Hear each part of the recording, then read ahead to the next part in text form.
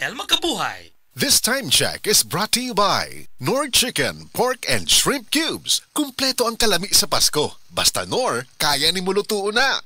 Express love naturally gamit ang honeymoon tea. Aduna kini natural nga herbal nga makatabang aron mapagawas ug mapadayag nimo ang imong gugma sa natural nga paagi. Bukaw niini ang kainit sa imong pagbati ug sa matag gabi na ay honeymoon permi. Ang honeymoon herbal tea mapalit sa mga suking butika sa kantidad nga 90 pesos per sachet SRP. Makita kini sa Mercury Drug Store, Watsons, South Star, DGP, Generica ug uban pang butika. This news is brought to you by Farex Vitamin B1, B6, B12. Farexcited. Testimonies. Pagmatuod sa kayuhan sa SED Marketing Products. Ako, kung nanina mo sa kuha, palit lang doon mo sa seedling naman kay maayo doon ipanghapla sa mga arthritis, rheuma. Kay ako, nabanggaan doon kong giro sa akong tuhod. Maori doon na kaayo sa akong sakit sa tuhod. Nihubag kayo akong tuhod. Maori doon na kaayo. Pidila Bernaldez, taga Madapo, Davao City. Mag 76. This newscast is brought to you by Bear Brand PMD. Tibay ngayon para sa matibay na bukas. The original Koi Herbal Capsule. Ako di ay si Malu Tundag, taga Barangay Lorega. So ang tig-inuman yun aning koy kay ang akong mama o ang akong bana. Kay para magud nila mas lagsik sila sa pang-adlaw-adlaw nga pambuhaton. Especially akong mama senior na rin akong bana kay trabaho siya taga-adlaw. Mas nindot ilang pamati kung makainom sila koy. Then at the same time, ang ilahang dugo, maintain ra siya. Dili siya yung ma-high blood niya. Di pud siya maka-feel nga mura kay diabetic sila. Kung ano ang iyahang kanang pamati sa koy, mas lagsik yun siya. So di mo sila maintenance pero supplement gid siya para sa maayong panglawas. Wala sila na namugko ba? Sa may mga pamati na nila? The usual nga bugat ilang lawas sa tungod sa pag-adlaw-adlaw nga kuan din kanang sa katigwango na pud sa mga senior kanang mga bukog-bukog. Mas nindot gud kung makainom sila og koy na product. Daghang salamat sa the original Koi Herbal Capsule. The original Koi Herbal Capsule. Pag ayo'y nabasagan, madaling remedyohan. Pagkatapos dikitan, Parang bago na naman. Pioneer Epoxy, pandikit ng kristal, kahoy at bakal, pang-repair ng radiator, Tambucho, refrigerator, martilyo, kutsilyo, gripo, araro, gero, aparador, pampatibay ng bangka, kisame, etc. Pioneer Epoxy, paborito ng bayan. Nakakaproblema sa paglibang? Mag-inom sa Super Fiber, the fast-acting colon cleansing product approved by the FDA Philippines. Garantisado nga epektibo. Sa 2 hangtod 8 ka oras, imo na mapagawas ang higko nga makahatag ubas tautan ug makamatay nga sakit. Ang hugaw nga colon, ang una nga silent killer. Death begins in the colon. Mag-Super Fiber. Mas makita natong mayong resulta kung ato ubanon sa pag-inom ang Life Extension Vitamin D3 kag Super Fiber. Para sa himsog kag maayong digestion, mag-inom kada adlaw sang Super Fiber. Mapalit sa mga butika. Nibalik na ang pinakauna nga kape nga na ay Vitamin D3. Karon, Vita D Plus Coffee Mix na ay reishi mushroom ug mangosteen fruit extract pa. Ang healthy nga kape ug humot ug lami kaayo. Vita D Plus Coffee Mix. May kape na ka, may Vitamin D3 pa ka. Mapalit sa mga butika. This newscast is brought to you by Nescafe Sugar Free. Huwag na magpigil. Salamat sa Biotrope Herbal Capsules kay nawa ang sakit-sakit sa akong lutahan. Salamat sa Biotrope Herbal Capsules kay miubos akong blood pressure. Salamat sa Biotrope Herbal Capsules kay mikunhod na ang akong blood sugar. Salamat sa Biotrope Herbal Capsules kay nagkahiyos na ang akong goiter. Biotrope Herbal Capsules. Garantisadong epektibo para sa mga nagkalain-laing balatian. Mapalit ang Biotrope Herbal Capsules sa tanang mga botika sa inyong dapit. Biotrope Herbal Capsules, the Wonder Food Supplement. Salamat sa Biotrope Herbal Capsules kay nawa ang sakit-sakit sa akong lutahan. Salamat Herbal Capsules kay miubos akong blood pressure. Salamat sa Biotrope Herbal Capsules kay mikunhod na ang akong blood sugar. Salamat sa Biotrope Herbal Capsules kay nagkahiyos na ang akong goiter. Biotrope Herbal Capsules. Garantisadong epektibo para sa mga nagkalain-laing balatian. Mapalit ang Biotrope Herbal Capsules sa tanang mga botika sa inyong dapit. Biotrope Herbal Capsules, the Wonder Food Supplement. Kining nga oras, hatod ka nato sa Biotrof Herbal Capsules. The Wonder Food Supplement. Ayaw si Piata pagpaminaw sa balitang yutahon sa Sieti, ang inyong mga kabukiran, inyong kaugmaon, ang among focus, kaugalingong yuta para sa bukas na masagana. Dinhilang sa balitang yutahon sa Sieti, matag Sabado alas 5 sa hapon hangtod sa alas 5:30 sa hapon, makita usab sa DYHPR Cebu Facebook page. Para sa uban pang updates, i-like, follow ug share ang official DAR Facebook, Instagram ug YouTube accounts nga at Dargo PH Official sa Facebook DAR 7 Central Visayas o sa official DAR website www.dar.gov.ph.com. Hatod ka ninyo sa Department of Agrarian Reform.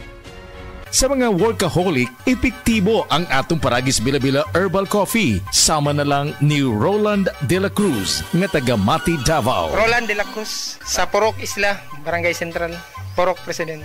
Anong ganahan man kay ka sa kape? Sa Bila-Bila Coffee, laskig ang imong lawas o mayo ang imong lihok. Basta laskig niya kondisyon, makalihok kag may sa trabaho. Kung di ka kainom, mura magluya na ka? Mura luya-luya. Lahi ra gyud tungod kay nindot gyud ang Bila-Bila Coffee. Kini ginama sa GFMQ Marketing. Kaysa Paragis Bila-Bila, dili na ka mag-agwanta pa.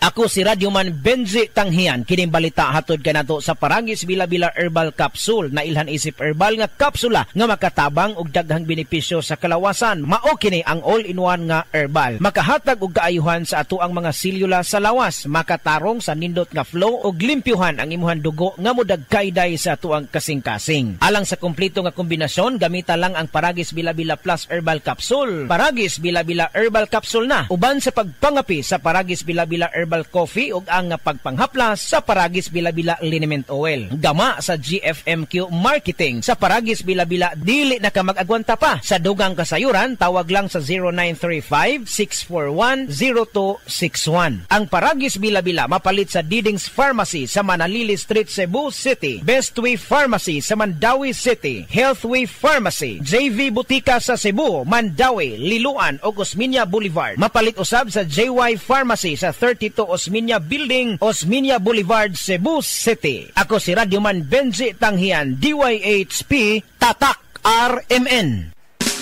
Camel, sukang puti, sa sunuan mo alam mo. Camel, sukang puti, maunag yun imong mapili. Camel, sukang puti, sa sunuan mo palami. Camel, sukang puti, anita na ang sekreto sa lami. Si Gemma Libahan, diabetic ug nag-insulina. Apan, miubos ang iyang asukar sa dugo tungod sa iyang pag-inom sa Sid Panyawan Coffee Mix. As in, dako yung tabang Sid Panyawan Coffee sa karon kay sige na ko padayon og inom, nagababa na gyud siya. Nibaba siya og 145. Karon gani 143 na lang siya. Gemma Libahan, taga Jensan. Mag-16 ako karong June. Sid Panyawan Coffee Mix produkto gikan sa Sid Marketing Incorporated.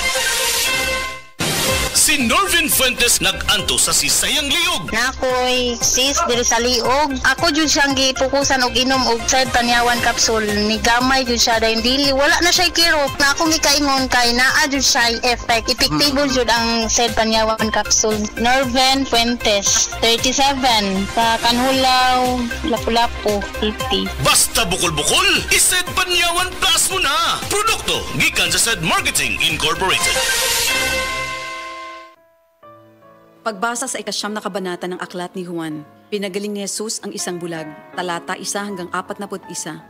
Sa paglalakad ni Jesus, nakita niya ang isang lalaking ipinanganak na bulag. Tinanong siya ng kanyang mga alagad, "Guro, sino po ang nagkasala at ipinanganak na bulag ang lalaking ito? Siya ba o ang kanyang mga magulang?" Sumagot si Jesus, "Ipinanganak siyang bulag hindi dahil sa nagkasala siya o ang kanyang mga magulang, kundi upang mahayag ang kapangyarihan ng Diyos sa pamamagitan niya. Kailangan gawin natin ang mga ipinapagawa na nagsugod sa akin habang maaga pa. Malapit na ang gabi at wala nang makakagawa pagsapit niyon. Habang ako'y nasa sanlibutan, ako ang ilaw ng sanlibutan." Pagkasabi nito, dumura si Jesus sa lupa at gumawa ng putik. Pagkatapos ipinahid niya ito sa mata ng bulag. Sinabi ni Jesus sa bulag, "Pumunta ka sa deposito ng tubig sa silo at maghilamos ka roon." Ang kahulugan ng salitang silo ay sinugo. Ganon nga ang ginawa ng bulag at nang magbalik siya ay nakakakita na. Nagsalita ang mga kapitbahay niya at ang mga nakakita sa kanya nung siya'y namamalimos pa. Hindi ba yan ang pulubing bulag? Sumagot ang ilan. Yan nga, sabi naman ng iba. Hindi, kamukha lang. Kaya't nagsalita pa ang dating bulag. Ako nga po yun. Paano ka nakakita? Tanong nila. Sumagot siya.